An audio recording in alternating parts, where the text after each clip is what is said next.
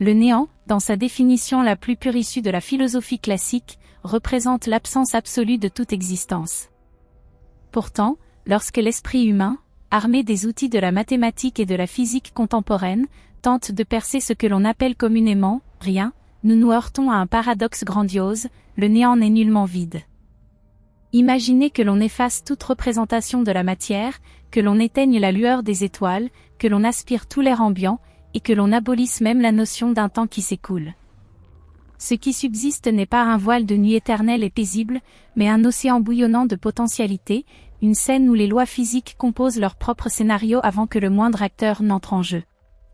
Ce « rien » que nous avions imaginé est en réalité un état d'être en perpétuel mouvement, où l'énergie et l'antimatière empruntent brièvement leur existence à la banque cosmique et la restituent en un instant, orchestrant une symphonie muette mais furieuse du vide quantique.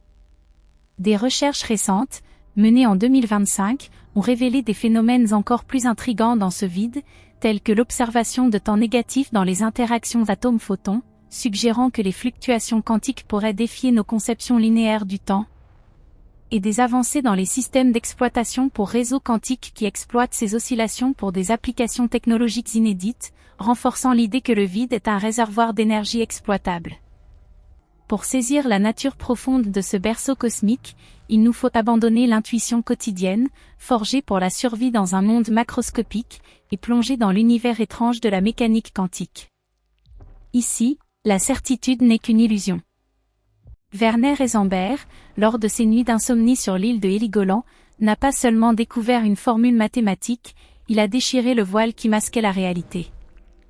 Il a compris qu'au niveau le plus fondamental, la nature ne fonctionne pas comme une horloge mécanique aux engrenages parfaitement emboîtés.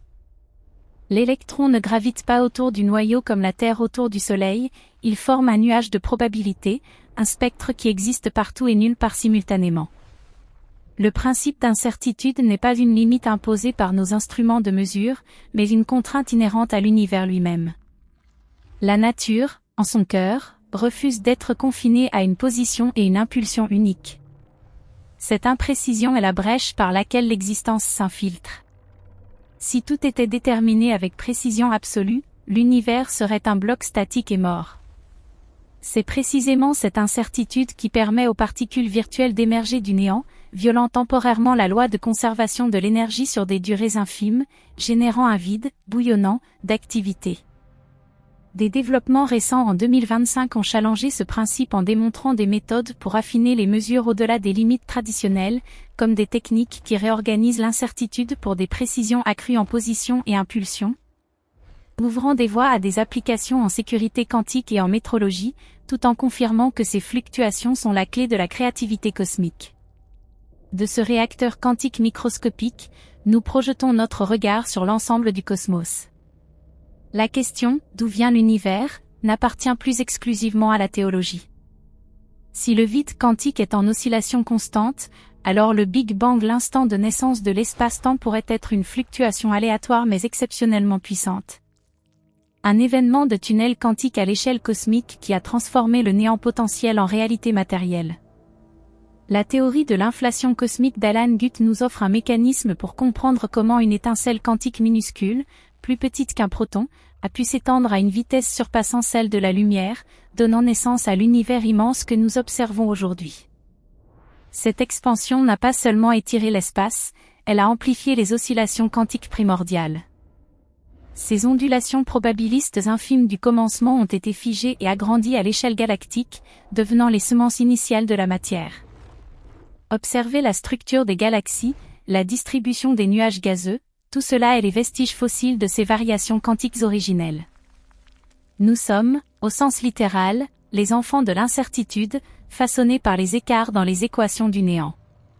Des observations récentes en 2025, issues du télescope James Webb et de missions comme SPHERX, ont détecté des trous cosmiques massifs, comme un vide d'1 milliard d'années-lumière autour de la Terre, et des galaxies clumpy formées seulement 900 millions d'années après le Big Bang, renforçant l'idée que l'inflation a laissé des signatures asymétriques, potentiellement dues à des ondes gravitationnelles primordiales qui ont sculpté les structures stellaires. Mais la naissance n'est que le prologue d'une épopée sur la transformation de l'énergie. À mesure que l'univers se refroidit après la fièvre inflationniste, les forces fondamentales se séparent, et la matière engage son combat contre le néant. La gravité, architecte grandiose et impitoyable du cosmos, commence à rassembler la poussière gazeuse pour allumer les premières torchées stellaires. Les étoiles ne sont pas de simples sphères incandescentes, elles sont des usines alchimiques où les éléments légers sont contraints à fusionner pour former des éléments plus lourds. C'est une lutte sans merci entre la gravité qui aspire à broyer tout en son centre et la pression de la fusion nucléaire qui cherche à tout disperser. Au cœur des étoiles, la mécanique quantique arbitre une fois de plus. Sans l'effet tunnel quantique, les noyaux atomiques ne pourraient jamais surmonter la répulsion électrostatique pour se fondre, et notre Soleil s'éteindrait. La lumière de l'aube qui réchauffe le visage de l'humanité, l'énergie qui nourrit toute vie sur Terre, tout cela est le don des probabilités quantiques se réalisant dans les profondeurs stellaires. Des études de 2025 ont approfondi ces processus en simulant avec des ordinateurs quantiques les propriétés de matériaux exotiques, révélant comment ces fusions pourraient expliquer la formation d'éléments rares. Et confirmant que les étoiles massives contribuent à la dispersion cosmique d'éléments essentiels pour la vie. Cependant, l'univers n'est pas une machine perpétuelle. Il est régi par une loi inflexible et désespérante, la seconde loi de la thermodynamique, ou l'augmentation de l'entropie. Tout ordre doit être payé par un chaos accru ailleurs. Les étoiles brillent parce qu'elles consomment leur combustible, convertissant l'ordre de la matière en chaos radiatif thermique. L'univers glisse progressivement vers un équilibre thermique, un état où toute différence énergétique est aplanie. C'est la vision du « chaleur mort » où le temps perd son sens car plus aucun événement ne marque son passage. Mais avant que cette obscurité éternelle n'enveloppe tout, l'univers doit traverser des phases de métamorphose douloureuses et splendides. Lorsque les étoiles épuisent leur carburant, elles s'effondrent. Les petites deviennent des naines blanches, les grandes explosent en supernova, semant les éléments lourds fer, or, carbone dans l'espace pour engendrer de nouvelles planètes et formes de vie. Les véritables géants laissent l'héritage le plus terrifiant, les trous noirs. Des recherches de 2025 indiquent que l'univers pourrait s'achever plus tôt que prévu, peut-être dans moins de 20 milliards d'années, avec des scénarios alternatifs comme le grand déchirement où l'expansion accélérée déchire tout, ou le grand effondrement où tout se recontracte. Influencés par des mesures récentes de l'énergie sombre qui semblent varier, défiant les modèles constants. Les trous noirs sont les lieux où la gravité triomphe de tout, courbant l'espace-temps jusqu'à le refermer, créant une région d'où même la lumière ne peut s'échapper. Longtemps, nous les avons considérés comme des tombes éternelles, où l'information et la matière disparaissent à jamais.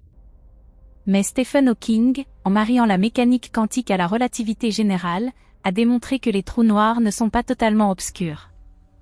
À l'horizon des événements, la frontière entre l'existence et l'irréversible, les paires de particules virtuelles du vide quantique sont séparées.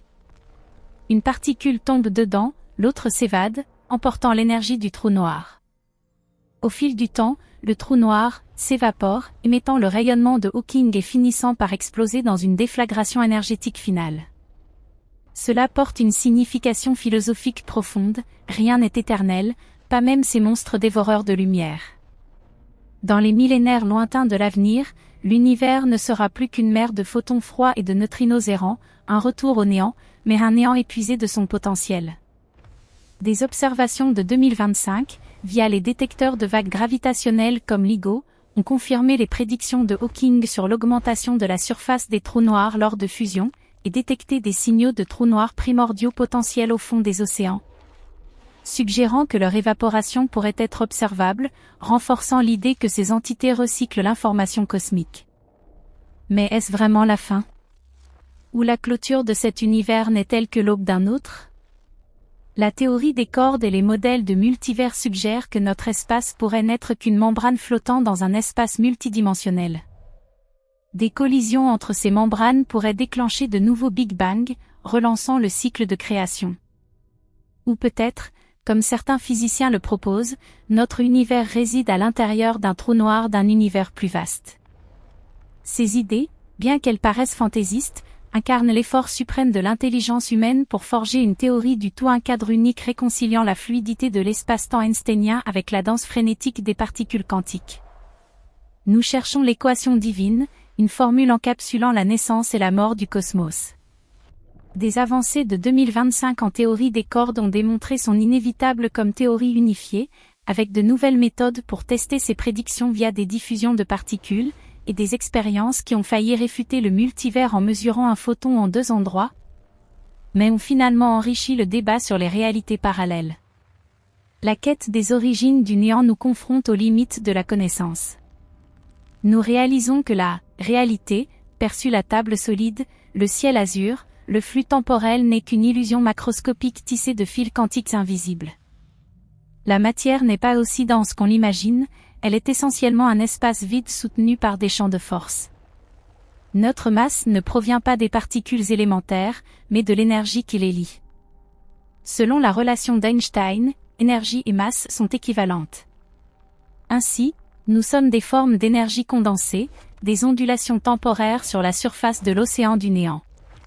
Des simulations quantiques de 2025 ont exploré ces champs, révélant comment les matériaux exotiques pourraient exploiter cette énergie vide pour des technologies futures, comme des sources d'énergie infinies.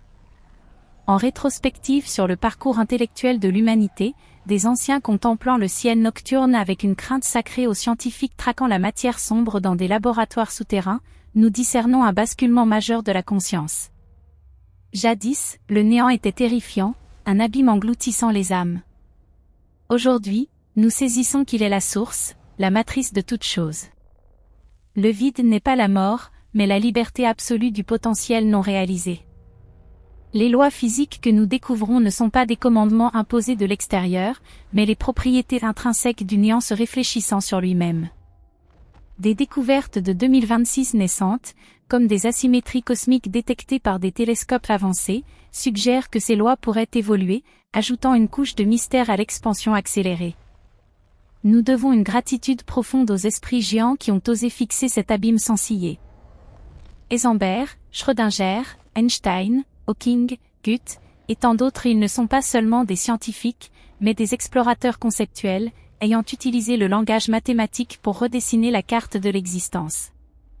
Ils nous ont montré que nous ne sommes pas des observateurs détachés de l'univers, mais une partie de l'univers se connaissant lui-même. Chaque résolution d'équation, chaque observation de galaxies lointaines, est l'univers s'ouvrant les yeux à travers le regard humain. L'avenir du cosmos pourrait être glacial et sombre selon les prévisions thermodynamiques, mais celui de la connaissance s'élargit encore. Peut-être un jour surmonterons-nous la barrière de la vitesse de la lumière, ou extrairons-nous l'énergie du vide quantique, transformant le néant en source vitale infinie. Ou bien, nous apprendrons à fuir cet univers avant son effondrement, semant la vie dans d'autres branches du multivers. Le désir de savoir est la flamme unique capable de défier le froid de l'entropie. Au bout du compte, quand toutes les théories sont exposées et toutes les équations résolues, subsiste un sentiment sacré. Le néant n'est pas le terme, mais le fond grandiose du drame de l'existence. Nous émanons du néant, empruntons la forme de la matière pour un bref instant cosmique, afin d'aimer, de souffrir, d'explorer et de comprendre. En y retournant, nous ne disparaissons pas, mais nous dissolvons dans le flux éternel d'énergie et de probabilité, attendant une nouvelle chance, dans un autre univers, de ressurgir et contempler les étoiles. L'existence, en soi, est un miracle germant du sol du rien. Cette présence que nous nommons réalité n'est qu'une fine pellicule couvrant l'abîme des possibilités infinies. Lorsque nous acceptons que nous ne soyons pas des entités solides et séparées, mais des vibrations de champs quantiques, la frontière entre le moi et l'univers s'estompe. La peau enveloppant notre corps n'est plus une barrière isolante, mais un lieu de confluence des flux énergétiques, où l'intérieur et l'extérieur se fondent dans une danse éternelle des particules subatomiques. Chaque inspiration est un emprunt à l'atmosphère commune, et chaque pensée est une impulsion électrique agitant le réseau invisible de l'espace-temps. Dans la vision pénétrante de la physique moderne, la solitude est une illusion, car au niveau fondamental, rien n'est véritablement isolé, tout est entrelacé dans un maillage relationnel traversant espace et temps. Des études de 2025 sur les matériaux quantiques uniques ont montré comment la lumière se propage de manière inattendue, contredisant les attentes et suggérant des connexions cachées qui pourraient unifier les forces. En sondant plus profondément la nature du vide, nous découvrons qu'il n'est pas silencieux. Il renferme un langage primordial où la matière n'est que des signes épars inscrits. Le silence cosmique n'est pas l'absence de son, mais la présence d'un ordre latent, une symphonie non jouée mais complète en concept. Nous, êtres conscients, sommes à la fois auditeurs et instrumentistes de cette symphonie. La conscience n'est pas un accident fortuit de l'évolution biologique, mais une nécessité cosmologique. L'univers requiert la conscience pour se réaliser, passant de la superposition des possibilités à l'état déterminé de la réalité. Quand un humain lève les yeux vers le ciel étoilé et interroge ses origines, c'est l'univers se mirant, cherchant son vrai visage à travers les yeux d'une créature finie. La souffrance et le bonheur humain, dans ce cadre macroscopique, acquièrent une signification renouvelée. Ils ne sont plus des états psychologiques personnels insignifiants, mais des retours essentiels du système. La souffrance signale le déséquilibre, propulsant la vie vers le mouvement et l'évolution. Le bonheur indique la résonance, quand la fréquence individuelle s'harmonise avec le grand courant naturel. Nous souffrons parce que nous nous accrochons aux formes, à l'ego transitoire, à la séparation illusoire. Mais quand l'intelligence perçoit la nature illusoire de la matière, réalisant que la mort n'est qu'un changement de phase énergétique, la peur s'évapore. Rien ne se perd vraiment, seulement se transforme. Les atomes composant notre main aujourd'hui ont pu appartenir à une étoile explosée il y a des milliards d'années, et un jour, ils formeront une montagne, un fleuve, ou un être vivant dans une galaxie distante. L'immortalité réside non dans la préservation éternelle de cette forme, mais dans la participation perpétuelle au cycle de la matière et de l'énergie.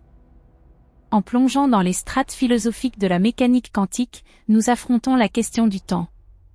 Le temps, tel que nous le percevons, est un écoulement linéaire du passé vers l'avenir, mais pour les équations fondamentales du cosmos, il est symétrique et réversible.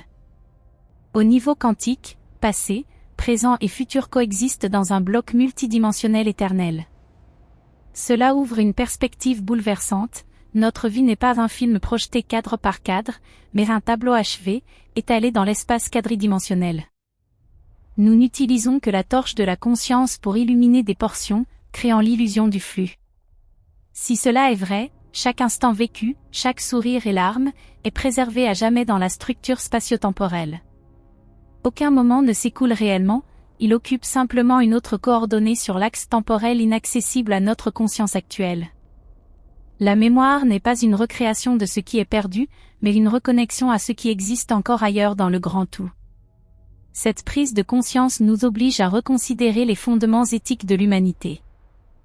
Si nous sommes tous des manifestations variées d'un même champ unifié, nuire à autrui équivaut à se nuire soi-même au sens le plus littéral. La compassion cesse d'être une vertu sociale apprise pour devenir une loi physique de conservation et d'équilibre. Les guerres, la haine et la destruction environnementale naissent de l'ignorance, de l'incapacité à voir les liens invisibles entre observateurs et observés. Une civilisation véritablement mature n'est pas celle qui conquiert des galaxies, mais celle qui comprend l'unité de toute chose et vit en harmonie avec ses lois.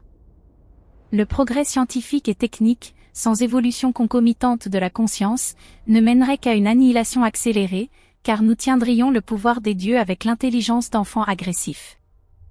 En remontant ce fil de pensée vers le passé, nous frémissons devant l'ingénuité mais aussi l'héroïsme tragique des premiers jours. À l'époque où nos ancêtres se blottissaient autour de feux vacillants, les ténèbres environnantes n'étaient pas seulement l'absence de lumière, mais le refuge de forces surnaturelles menaçantes. Ils voyaient l'éclair et percevaient la colère divine, la maladie et la punition démoniaque. Le monde était alors un lieu regorgeant de mystères effrayants, où l'humain n'était que victime impuissante face aux puissances invisibles. Cette peur de l'inconnu a modelé les religions, les cultures et les structures sociales primitives. Nous avons vécu des millénaires dans la caverne de Platon, osant seulement contempler les ombres dansantes sur les parois et les croyant pour la totalité de la réalité. L'ignorance est une prison, et la curiosité audacieuse, posant des questions sur les tabous, en est la clé unique. Mais aujourd'hui, au sommet de la connaissance moderne, nous regardons en arrière et saisissons une vérité différente. Ces divinités antiques étaient en fait les forces fondamentales du cosmos que nous n'avions pas nommées. L'orage est une décharge électrique atmosphérique, la maladie une bataille biologique microscopique, et le soleil non un dieu sur un char ardent mais un réacteur nucléaire géant soutenant la vie. Le passage du mythe à la science n'a pas amoindri la beauté du monde, au contraire, il l'a rendue plus profonde et plus resplendissante. Nous ne craignons plus l'obscurité, car nous savons qu'elle abrite la matière sombre et l'énergie sombre, composante dominante du cosmos. La compréhension a transmué la peur en émerveillement. Nous réalisons que nous ne sommes pas esclaves du destin, mais décodeurs des lois naturelles pour maîtriser notre propre sort. Le néant, que les anciens redoutaient, est désormais le terrain de jeu des particules quantiques, l'origine de toute création. Des données de 2025 sur les ondes gravitationnelles primordiales suggèrent que ces forces ont façonné les galaxies dès les premiers instants, ajoutant une couche de mystère à la symétrie cosmique. Dans cet instant de quiétude contemplative, notre cœur déborde d'une reconnaissance infinie envers les géants qui ont porté le ciel de la connaissance sur leurs épaules. Nous inclinons la tête devant Galiléo, Newton, Darwin, Einstein, Bohr, et des milliers d'autres noms, qui ont sacrifié leur vie, parfois leur liberté et leur existence, pour sauvegarder la flamme de la vérité. Ils sont les prêtres du temple naturel, ceux qui ont osé scruter le télescope quand le monde leur intimait de fermer les yeux, ceux qui ont inscrit des équations renversant l'ordre des croyances établies. Leurs œuvres ne sont pas des théorèmes arides dans des manuels, ce sont des poèmes en langage mathématique, dépeignant la beauté nue et absolue de la réalité. Chaque formule physique répond au murmure de nos ancêtres dans les nuits ancestrales. Leur legs n'est pas des monuments de pierre, mais la libération de l'esprit humain des chaînes de la superstition et de la terreur. Grâce à eux, nous pouvons aujourd'hui fixer le vide et y voir non la mort, mais notre propre reflet. En tournant le regard vers l'horizon temporel, nous apercevons un avenir à la fois défiant et prometteur. L'univers s'étend, les étoiles s'éteindront, et l'entropie croîtra selon la seconde loi de la thermodynamique. Mais dans ce refroidissement progressif, la flamme de la conscience ne s'éteindra pas aisément. Peut-être l'humanité, ou ses descendants biologiques ou artificiels trouvera-t-elle le moyen de transcender les limites de la matière. Nous pourrions nous affranchir des corps charnels, téléchargeant notre conscience dans des structures lumineuses, devenant des entités énergétiques pures voyageant entre les astres. Nous pourrions manipuler l'espace-temps, créer des univers enfants en laboratoire, ou découvrir des raccourcis via des trous de verre vers des régions où l'entropie n'a pas encore dominé. Le désir de vivre et de savoir sont des forces aptes à contrer le déclin physique. Tant qu'une question reste sans réponse, le voyage de la conscience perdure. Et finalement, quand le tumulte du monde s'apaise, quand les débats scientifiques et philosophiques cèdent à un silence sacré, nous comprenons que la destination ultime n'est pas la conquête, mais le retour. Nous sommes les enfants prodigues du néant, absorbés dans les jeux du jardin matériel, ayant goûté les saveurs douces amères de l'existence. Mais comme les rivières affluent vers l'océan, nous nous fondrons tous dans la vaste mer du sans-nom. Ce n'est pas une fin, mais une complétude. Nous déposerons le fardeau du moi, des souvenirs, de la douleur, pour intégrer la lumière, la gravité, les probabilités quantiques en attente de germer en monde neuf. Dans cette dissolution, nous trouvons l'éternité. Nous sommes poussière, mais poussière d'étoiles, nous sommes néant, mais néant enceinte de l'univers entier. Et dans le silence absolu de la conclusion, flotte un sourire subtil de compréhension, nous n'avons jamais vraiment naquis, et par conséquent, nous ne mourrons jamais vraiment.